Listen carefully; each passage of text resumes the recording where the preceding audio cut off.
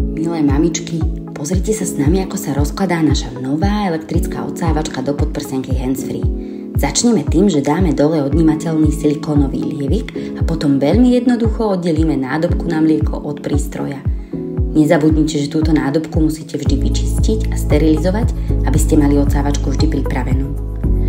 Komoru s membránou vysuniete tak, že zatlačíte a po tomto zvuku môžete zásobník jednoducho vysunúť.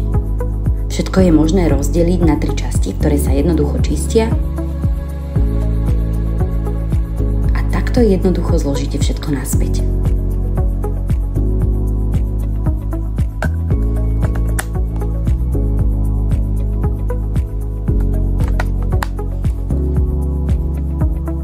Pre viac tipov nás sledujte a majte krásny deň.